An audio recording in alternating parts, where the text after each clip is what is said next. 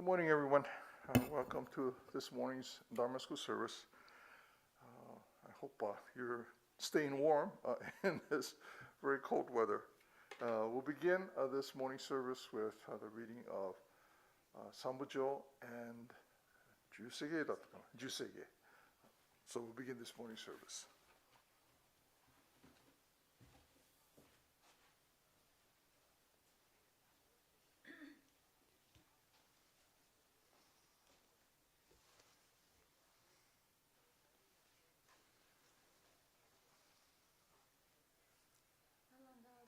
Namanda, namandavs, namanda, namanda, namandavs, namanda.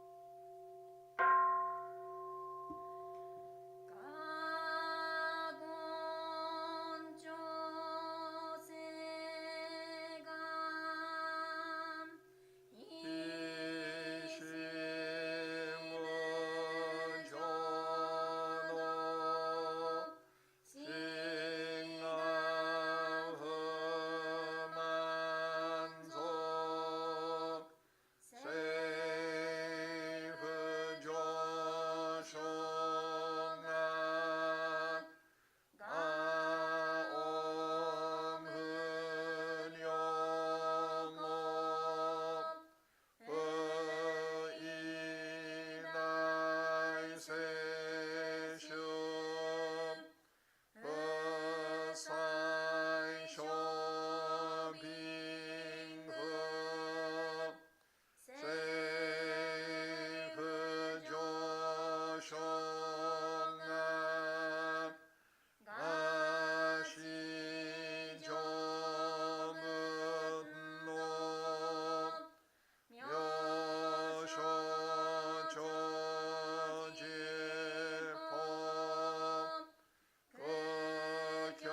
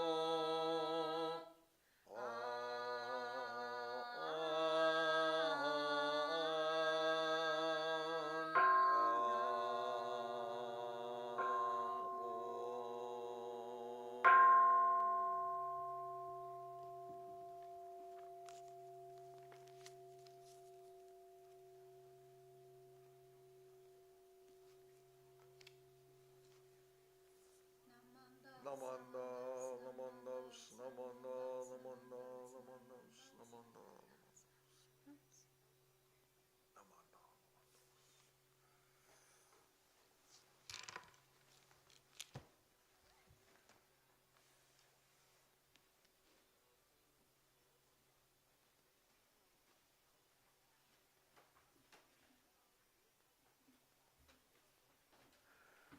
Again, good morning. Welcome to this morning service. This morning we have our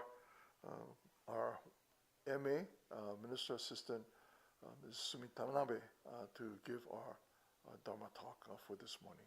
So, Sumi, onegai shimasu.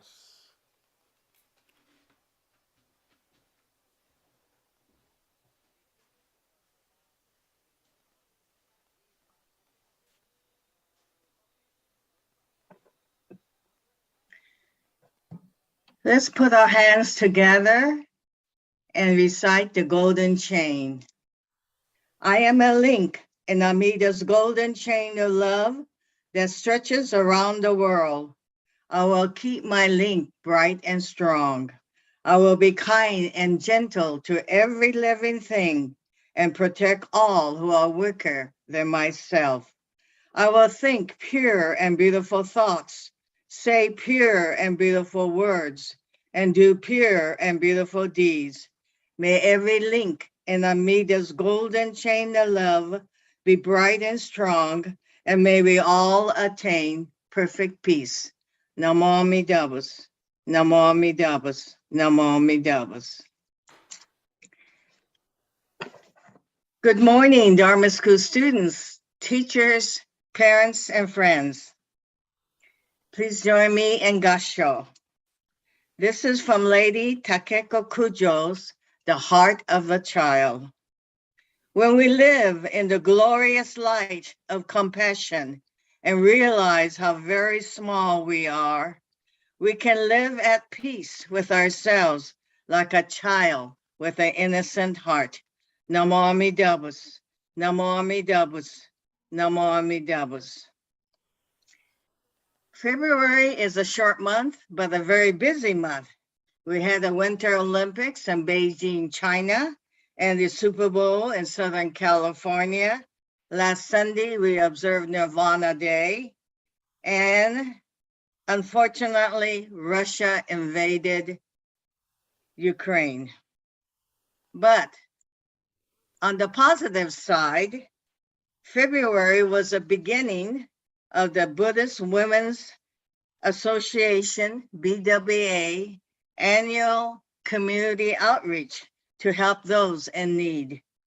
In Japan, the Fujinkai BWA organization was co-founded by Lady Takeko Kujo, the daughter of the Gomonshu, and later the sister of her brother, the Gomonshu. She was a poet, writer, humanitarian, an artist, and died in 1928 from sepsis while performing humanitarian work. This is a picture of Lady Kujo.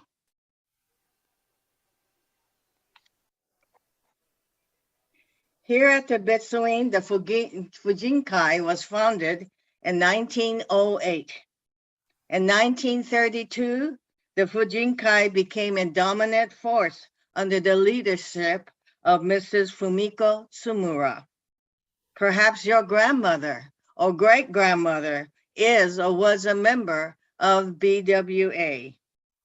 Today, the Fujinkai BWA is following in the footsteps of Lady Kujo. The members have supported projects to help the needy. They have helped the food banks, homeless shelters, and grateful garments. This year, the BWA has chosen 2 projects: Abode Services, which helps those needing safe and stable homes, and the Malala Fund that supports children education, particularly for girls. By selecting the Malala Fund, this was the first time the BWA went international. The fund was founded by Malala Yousafzai and her father. Malala was born on July 12, 1997. She came from a middle-class family in Pakistan, and her family is Sunni Muslim. She has two younger brothers. Malala was educated by her father, who was a poet and a school owner. Malala wanted to be a doctor, but her father encouraged her to be a politician. She began to speak about education rights for children. In 2009, when she was just 11 years old, she began a blog anonymously about her life. The Pakistan Taliban set an edict that no girls could attend schools after January 2009. They had already blown up 100 girls' schools. In October 2011, Bishop Desmond Tutu nominated Malala for the International Children Peace Prize. Malala decided to stand up for herself and other girls and got national and international media attention. As Malala became more recognized, the danger facing her increased, and she started to get death threats. On October 9, 2012, she was shot by a Taliban follower while on a bus. She was 15 years old. Two other girls were also wounded. Malala was operated in a Pakistan hospital and put on a plane to Birmingham, England. She came out of a coma after a long time and responded to treatments. The murder attempt of Malala received worldwide media coverage. Malala's father said, I quote, "The Taliban cannot stop all the independent voices through the force of a bullet," unquote. The Pakistan Taliban justified the attack as a part of their religious scripture. While Malala was a student at an all-girls school in Birmingham, in 2020, Greta Thunberg, another young activist on climate change, went to see Malala. Malala spoke before the United Nations. I saw the YouTube on her presentation. She was 16 years old and spoke very passionately about education for all children, and there were many children from different parts of the world in attendance. The world's leaders listened to her intently and gave her a standing ovation.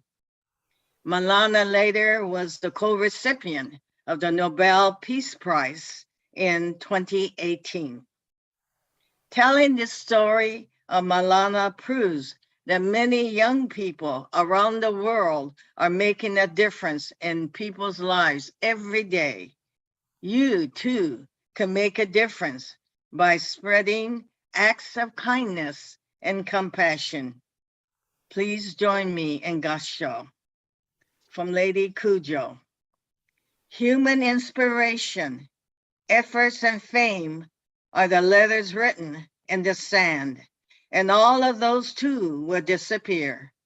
Meanwhile, the waves continue their playful game of washing everything away, and no one tires of it. Namo Amidabus, Namo Amidabus, Namo Amidabus. Thank you for your kind attention. Please continue to stay safe.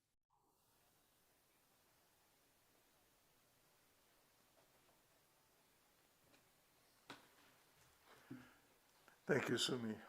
It's wonderful to hear about Malala and Thurgood, the work that they've, and the impact really that they've had on the world, how their voice has been amplified by so many others, the need for education, the need to respond to our world climate crisis. It's wonderful to be able to hear their story, and especially today, the story of Malana. Thank you all very much. Thank you, everyone, for joining us this morning. As we conclude, we'll end with a video. Before that, will you please join in Gassho and Nembutsu. Namo Amida Butsu. Namo Amida Butsu. Namo Amida Butsu. Namanda. Thank you, everybody. See you next time.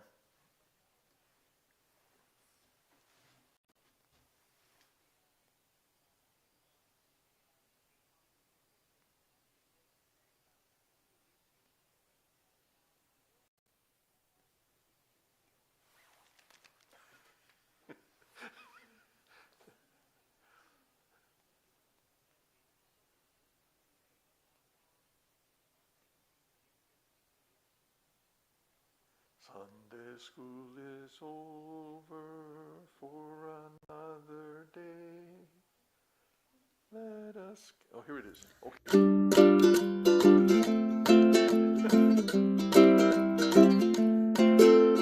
Dharma school is over for another day.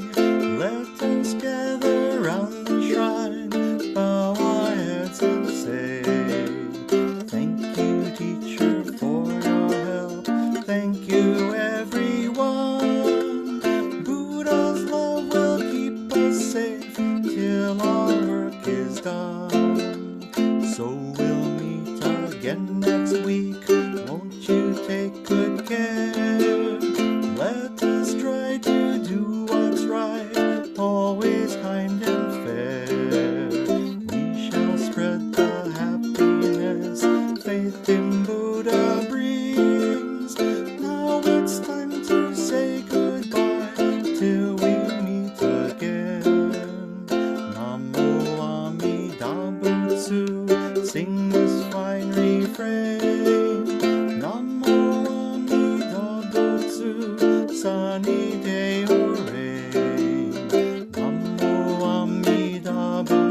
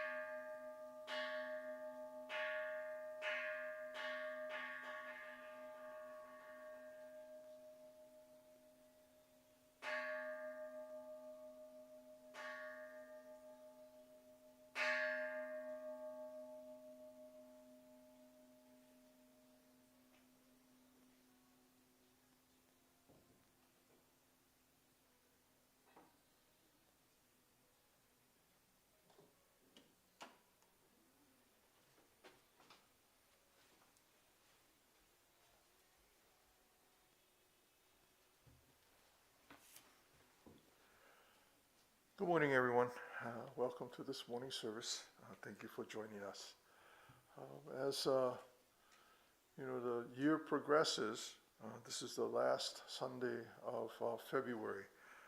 Next week will already be March. We're almost a quarter of the way through this year. Things seem to pass by so quickly. Nowadays, waking up in the morning, there's more sunlight than just a couple weeks ago. The days are the night is getting shorter, and we continue to enjoy this time together. This morning, we'll please join in the reading of Sambujo and Sanbutsuge.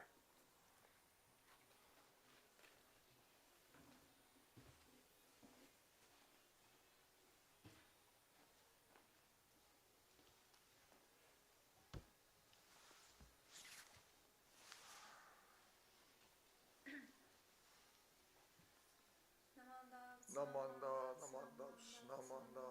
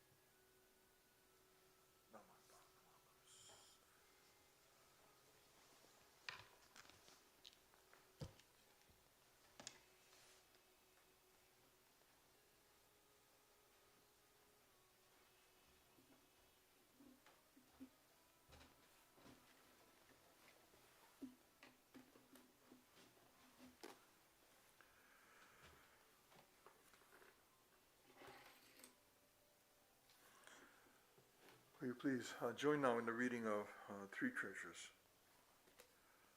Hard is it to be born into human life. Now we are living it. Difficult is it to hear the teachings of the Blessed One. Now we hear it. If we do not realize the truth in this life, when will it be realized? Let us reverently take refuge in the three treasures of the truth. I take refuge in the Buddha.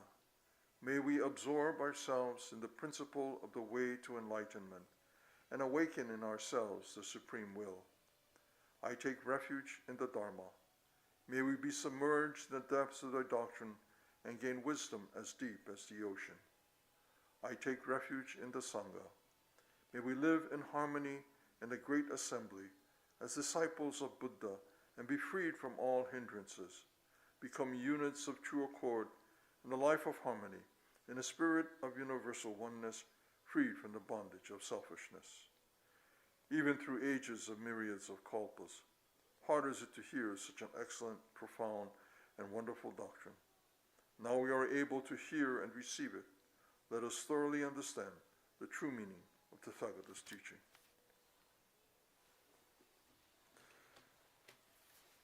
Namo Amida Butsu. Namo Amida Butsu. Namo Amida Butsu. Once again, thank you for joining us for this morning's service. I hope all of you are staying well. There are so many changes that are occurring now that kind of give us some hope of opening up of the places that we have been unable to visit, to be more able to move freely in our community. We still need to be careful.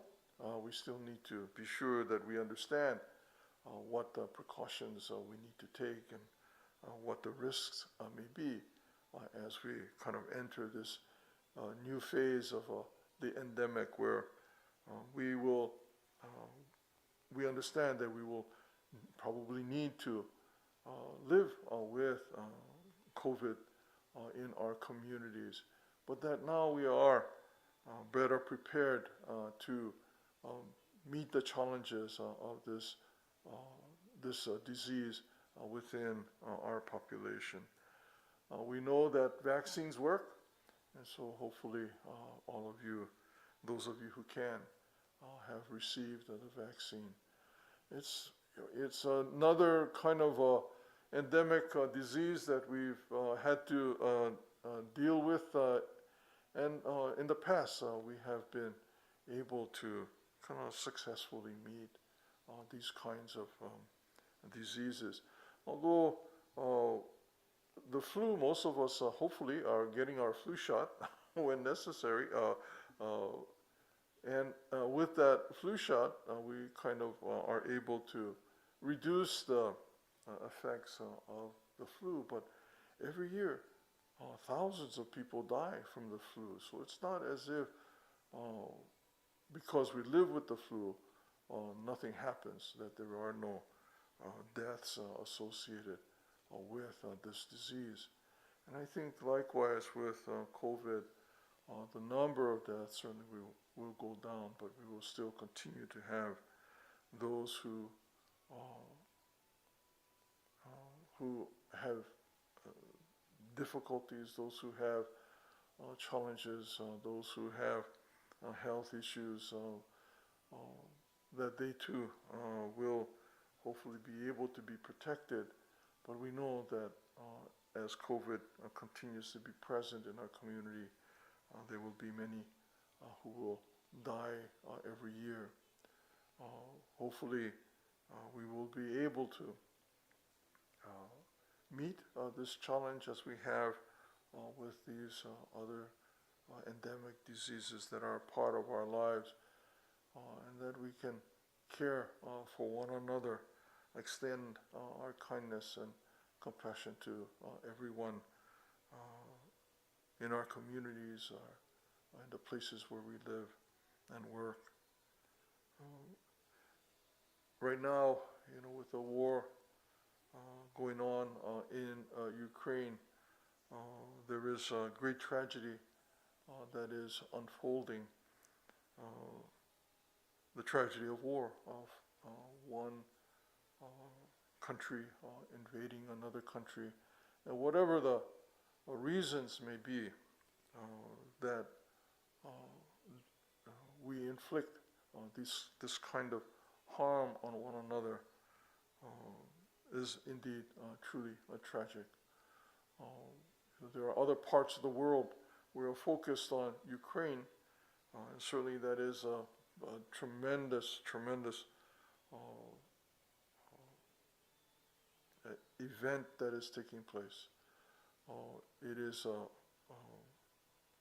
It has and will continue to have effects on the world, the changing of, the threatening to change boundaries, customs, economics. It has already had tremendous impact on the world, and it continues to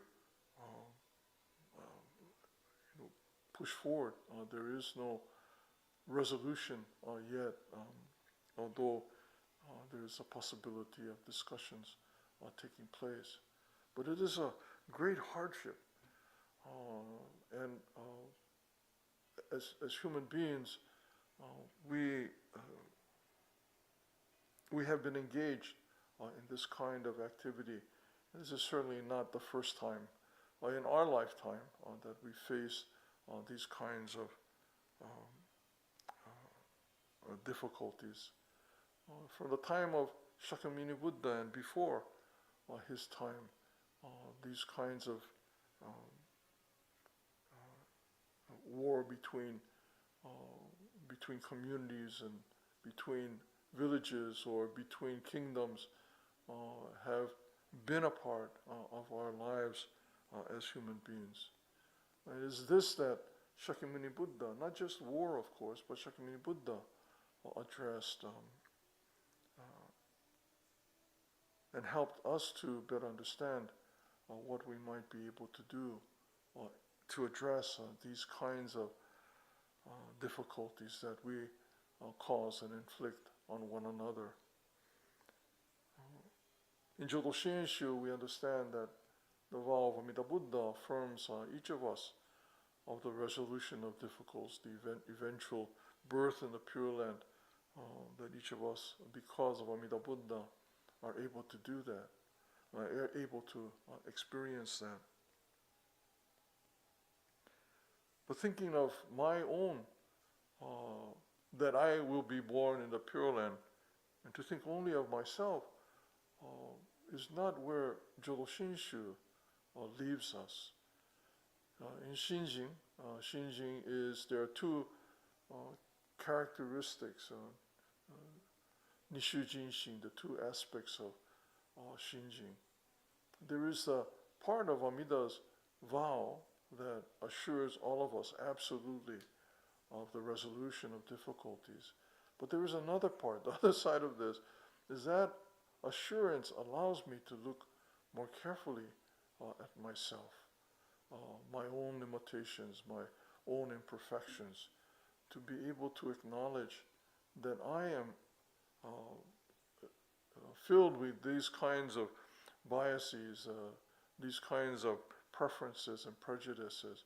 And by acknowledging them, I'm changed, not Amida Buddha, not the world around me, but I'm changed, and I am able to begin to soften the boundaries that separate me from others. Sometimes when we think about Jodo Shinshu, at least I'm always involved in this, so often thinking about what is the implications of these thoughts, this way of seeing the world. If I think only of Amida Buddha's vow and assurance as something that is directed toward me, as we have been instructed throughout Jodo Shinshu, that it is for me alone that the vow of Amida Buddha has been raised, then in my mind it seems to leave out those that I have caused harm to. I may be an imperfect being, and that imperfect being is assured of the resolution of difficulties because of Amida Buddha's vow, but it does not address the individuals injured by my behavior. It's one of those kinds of conundrums that you can't simply say, well, Amida Buddha will take care of that too. That Amida Buddha's vow will make that all okay. Sometimes we're encouraged to think about ourselves as being the last unenlightened being, that everybody else are Buddhas, and that I am the only person, the last person to realize this. That may be an okay way of thinking about it, but it still leaves a question. My behavior as an imperfect Bombu has caused great difficulties for others. How are they to resolve those difficulties that have resulted from my action or inaction? In Jodo Shinshu, there is a need for us to, I think the term is, I'm trying to think about this as belief or as faith or as trust. Not really sure that term that would best or adequately describe that hope, perhaps, that things will be okay. And that hope is something that is abstract, is nothing that has substance to it. It's something that we feel or believe or trust in. Hope is something that is not tangible. We might see changes in the world around us and say, oh, maybe that was the result of this intangible thing called hope. But yet it has no substance in and of itself. It's expressed through what we see and what we think and what we feel. Sometimes all we are left with is that which is intangible. It's something that we cannot calculate or we cannot measure, or we cannot put our hands around, and yet we can point to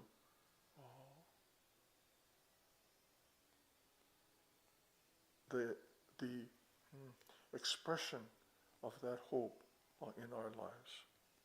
There is a story of a Myo Koning, and I was trying to find the source of this, but the story is that this Myo Koning heard that there was a fire at the Honganji, and everyone was responding, but he couldn't get to the Honganji. I don't know what the cause was, but maybe he was too far away, and he couldn't call Uber or Lyft and to get there. But in any case, he wasn't able to do anything to help with the fire that was burning at the Honganji.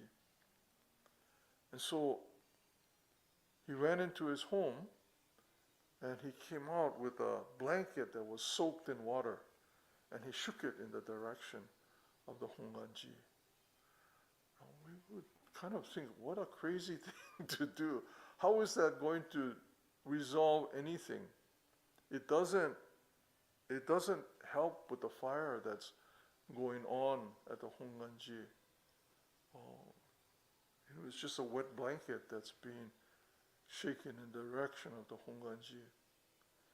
And yet in that action there is something that is important. There is something that is intangible, that we cannot measure, that we cannot grasp. And I think that's, it's not going to resolve the burning of the Honganji. But it is that aspiration, that hope that this Myokonin had that was expressed in his actions. I don't think in his mind it was, I'm going to shake this blanket in the direction of the Honganji. I know it's not going to do anything, but I'm going to do it anyway. I don't think it's that calculated.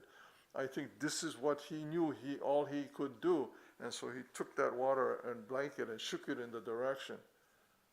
It's not logical. It's not practical. It's not tangible. But we all recognize that that aspiration or that hope is important. Today, as we see all of the things that are going on in the world around us, sometimes we might feel like there's nothing we can do, and it can be so overwhelming. It can undermine our feeling of connection, of hope, of being able to do anything. And we see people out in the world, making progress. We see people doing things, and we might think of ourselves and say, man, I'm really not doing very much. I'm not making any contribution that's making a difference. But I think if we are like this Myokonin, and again, it's not a logical or a calculated thing, but it is that hope that we add to the world around us. It's not logical, it's not rational, it's not something that we can calculate, put on a shelf somewhere. But that expression of this Myokonin set in motion in the world, right? This hope that things will be better. Sometimes, again, we might feel overwhelmed. Our rational mind does all, at least for me, all these calculations and things I got to do, I should be doing, I should have done, I could have done. And all it does is drag us down. Right? We do what we can. And Jodo Shinshu, that assurance of Amida Buddha, affirms us as we are. Again, in all of our imperfections, our inability to do what is necessary. And to the assurance that even with all the things that I have done, I am affirmed and assured as I am. It doesn't change the circumstances. I am changed. The world is the same, but I am changed.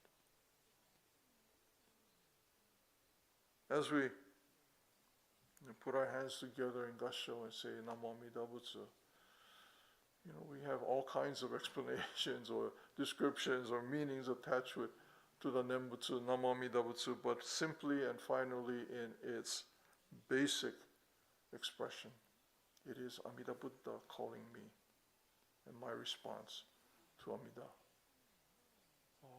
my response of gratitude and appreciation. That in this world, which is like a burning house, the Nembutsu alone is true, real, and sincere. We respond, and we say Namo Amida Butsu in gratitude and appreciation. It's not logical. It's not rational. It's not tangible. You can't put a finger on it. Sometimes we want to have that kind of assurance, but the assurance is something that we cannot see. We shake our blanket in the direction of COVID. We shake our blanket in the direction of Ukraine. We shake our blanket in the direction of Myanmar. We shake our blanket in the direction of all of these hazards that seem to be burning around us.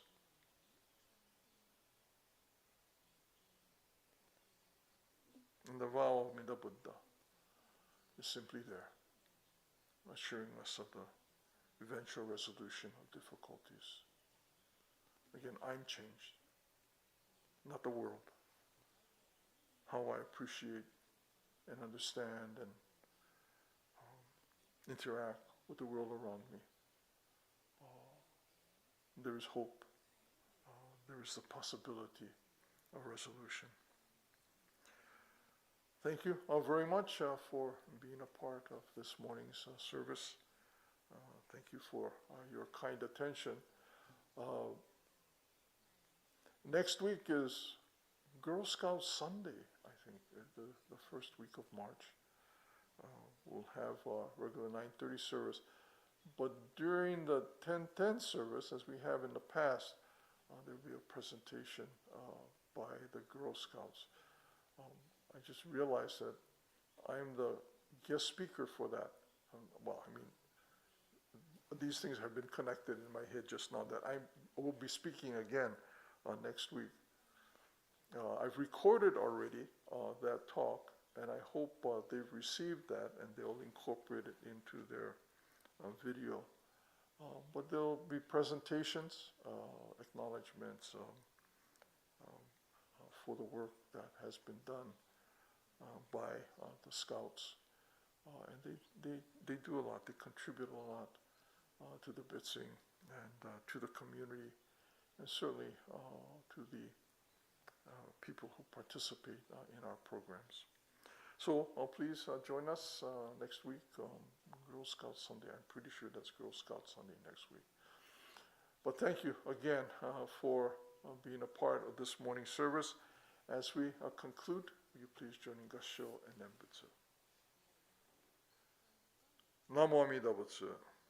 Namo Amida Butsu. Namo Amida Butsu. Namanda. Thank you, everybody.